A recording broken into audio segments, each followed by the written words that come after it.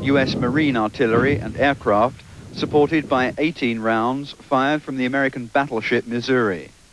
The target was an area of the Iraqi front line identified by intelligence sources as a massing area for tanks, artillery, armored vehicles and personnel. We thought that there was a good opportunity for us to take them on, and so working with our coalition partners and the Navy, we were able to develop a pretty extensive combined arms attack on these targets. The Americans described the attack as well orchestrated and executed, and said communications between the land, naval and air forces had been good.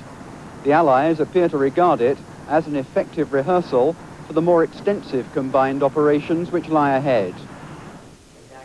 At several briefings, the Allied forces have reported being told by enemy prisoners of war of so-called Iraqi execution battalions.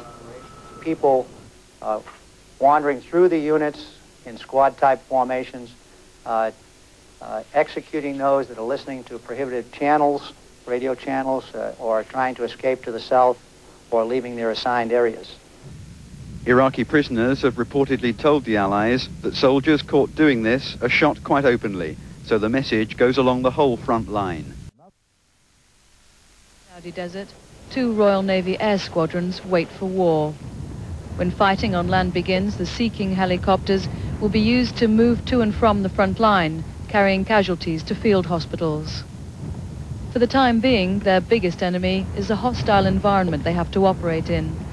Regular sandstorms mean equipment has to be constantly overhauled to ensure it's ready for action. Decoy flares will provide some cover when the helicopters evacuate the injured. This unit would normally be carrying out exercises in freezing conditions in Norway up to their knees in snow. Regular deliveries of letters keep morale high. Writing home helps pass the time. Keeping occupied is an important factor in these tense days as the men here wait for the order to go into battle. At the moment, it just seems like any exercise to us. I mean, we're keeping on top of the work. But the morale's quite good at the moment from what intelligence we're getting. As soon as we come into a ground move, I think we'll cheer up a bit more. The unit's been at its current location for a number of days now.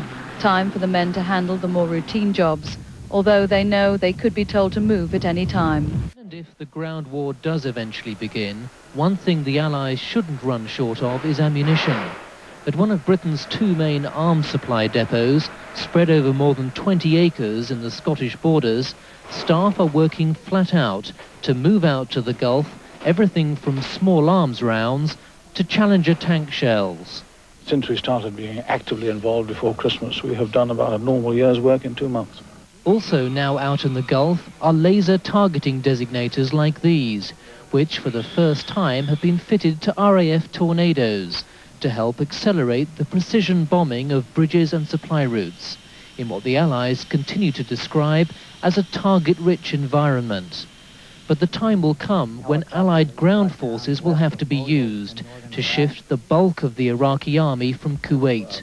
We will know, as a result of our continuous assessment, which takes place every day, we assess the battlefield.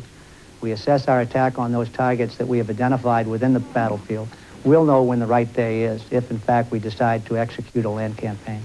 And the Allies are understandably keen to keep the Iraqis as much in the dark as possible. It's really a matter, of course, at the end of the day, of achieving tactical surprise.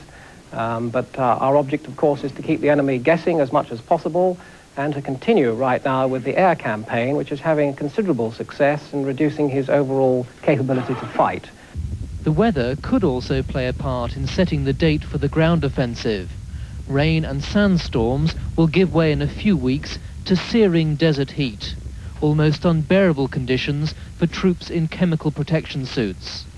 But Allied commanders stress they won't risk the lives of ground forces until the air bombardment has run its course.